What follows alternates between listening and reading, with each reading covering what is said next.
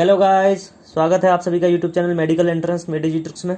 आज हम लोग बहुत ही इंपॉर्टेंट और बहुत ही इंटरेस्टिंग टॉपिक के बारे में बात करने जा रहे हैं, जिसका कि नाम है बॉन्ड ऑर्डर। ये एक ऐसा टॉपिक है जिससे हर 1-2 साल में क्वेश्चन आता ही आता है।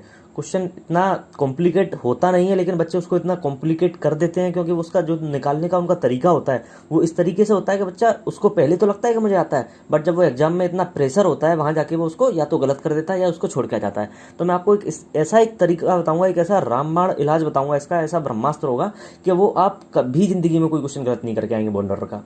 तो पहले शुरू करते हैं कि बॉन्ड ऑर्डर होता क्या है। बॉन्ड ऑर्डर बताता है हमको कि एक मॉलिक्यूल के अंदर 2 एटम के बीच में कितने बॉन्ड बने हुए हैं।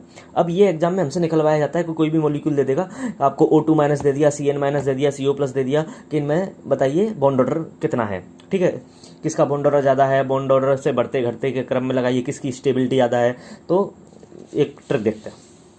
अब देखो इसमें होता क्या है कि जो नॉर्मल तरीका होता है बॉन्ड ऑर्डर का, वो इस तरीके से होता है कि इतना ज़्यादा कॉम्प्लिकेटेड है कि बच्चा भूलता ही है उसको। जैसे कि 14 से कम इलेक्ट्रॉन होंगे तो ये तरीका लगाएंगे, 14 से ज़्यादा इलेक्ट्रॉन होते हैं तो ये तरीका लगाएंगे। जो मोटी होती है हमारी, मोटी मतलब कि मॉलिक्यूलर ऑर्बिटल थ्योरी, इस तरीके से उसमें इलेक्ट्रॉन भरना है, वो बहुत ही ज़्यादा कॉम्प्लिकेटेड वे में।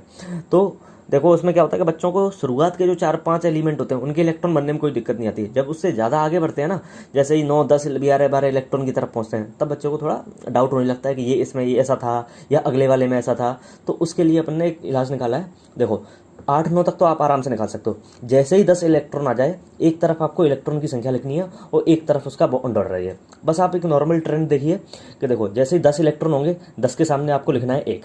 ठीक है, 10 इलेक्ट्रॉन है तो उसका बॉन्ड ऑर्डर होगा 1।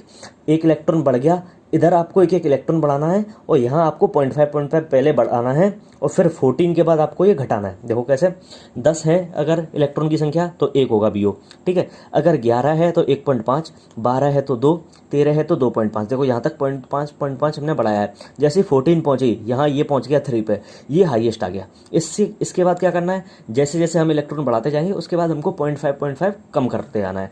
15 हुआ 2.5, 16 हुआ तो 2, 17 हुआ तो 1.5, 18 हुआ तो 1, 19 हुआ तो 1.5 और 20 हुआ तो 0। ठीक है, तो ये एक तरीका है, इससे आपका कोई भी क्वेश्चन नहीं छूटेगा, कोई भी क्वेश्चन। अब मैं चलो एक लेटेस्ट एग्जांपल लेके, बस आप इसको याद रखो कि 11, 12, 13, 14, 15 इधर होगा तो आपको 14 तक तो करना है, 0.5 बढ़ाना है 10 से लेके, और उसके बाद 0.5 कम करना है। जैसे कि मैं बात करूँ अगर ऑक्सीजन की, ऑक्सीजन में कितने इलेक्ट्रॉन है, 16 है तो सीधा आंसर आएगा आपका 2। ठीक है, ऑक्सीजन माइनस कर दिया मतलब मैंने O2 माइनस किया। वैसे नॉर्मल कंडीशन में 16 है, लेकिन माइनस कर दिया मतलब 1 इलेक्ट्रॉन आ चुका है, मतलब कि वो 17 हो गया। 17 का क्या होता है 1.5। तो इस तरीके से आपको मतलब पेन भी नहीं चलाना है, बिना पेन चलाए आप क्वेश्चन सोल्व कर सकते हो। अब देखते हैं कोई क्वेश्चन, चलो ये देखते हैं 2018 का क्वेश्चन है, नीट 2018 में क्वेश्चन पूछा गया था ये। चलो ये क्वेश्चन क्या पूछ रहा है कि इनमें से किसका बॉन्ड ऑर्डर हाईएस्ट है। अब देखो एक है CN plus CN minus NO CN। चलो अब जल्दी से करके देख लेते हैं। देखो इसमें है 6 इलेक्ट्रॉन और इसमें है 7 इलेक्ट्रॉन, कितने हो गए टोटल 13 इलेक्ट्रॉन। 13 का कितना होता है 2.5।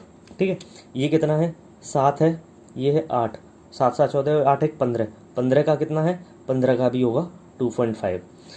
अब आए CN माइनस, कार्बन का कितना है 6, नाइट्रोजन का 7 और एक माइनस आपने और ले लिया एक, ये 6 6 12, 7 7 14, ये ठीक है 14 हो गया। 14 का कितना होता है 3, हाईएस्ट है ये, यही होगा। अगले ऑप्शन पर आपके जाने की जरूरत ही नहीं है। चलो फिर भी निकाल के देख लेते हैं।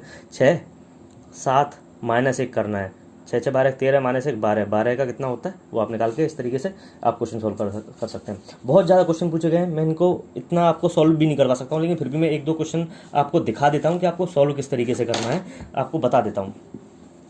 जैसे कि देखो ये नीट 13 में पूछा गया था, कर्नाटक नीट में, इसने पूछा है इनमें से कौन ऐसी स्पीसीज है जिसमें कि बॉन्ड ऑर्डर इक्वल है दोनों के। तो आप किसी इन सब के निकाल लीजिए, इक्वल आप आसानी से निकाल सकते हैं। ठीक है, अगला क्वेश्चन देखो ये है AIPMT 2012 में पूछा है कि 1.5 बॉन्ड ऑर्डर किसका है। 1.5 है तो भाई निकाल लो आप, ऑक्सीजन प्लस माइनस ऐसे ही करके कितने इलेक्ट्रॉन है।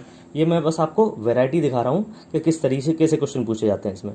ठीक है, ये क्वेश्चन सेम बॉन्ड ऑर्डर किसका है, तो बस आपको कुछ भी नहीं करना है, पेन तक नहीं चलाना है, बस इतना याद रखना है 14 पे 3 है, 14 से ऊपर बढ़ोगे तो 0.5 कम करना है, नीचे आओगे तो 0.5 कम करना है। ठीक है, इसने पूछा है कि इसको इंक्रीजिंग ऑर्डर में आप लगाइए बॉन्ड ऑर्डर के, तो आप बस आप बॉन्ड ऑर्डर निकालोगे उनके इंक्रीजिंग ऑर्डर में लगा दोगे। इसने बोला है मिनिमम बॉन्ड लेंथ। अब देखो जितना ज़्यादा बॉन्ड ऑर्डर होगा ना उतनी ही कम बॉन्ड लेंथ होगी, मतलब कि bond order is inverse of होता है बॉन्ड लेंथ के। अब उसने पूछा है मिनिमम बॉन्ड लेंथ, मतलब कि मैक्सिमम बॉन्ड ऑर्डर पूछा है उसने, वो आप निकाल लीजिए। बॉन्ड ऑर्डर जिसका सबसे ज़्यादा होगा उसकी बॉन्ड लेंथ सबसे कम होगी। अब एक कॉन्सेप्ट और आता है यहाँ, बॉन्ड ऑर्डर जो होता है ये तो हो गया बॉन्ड लेंथ के इनवर्स होता है, और एक बॉन्ड ऑर्डर जो होता है वो डायरेक्टली प्रोपोर्शनल होता है स्टेबिलिटी के।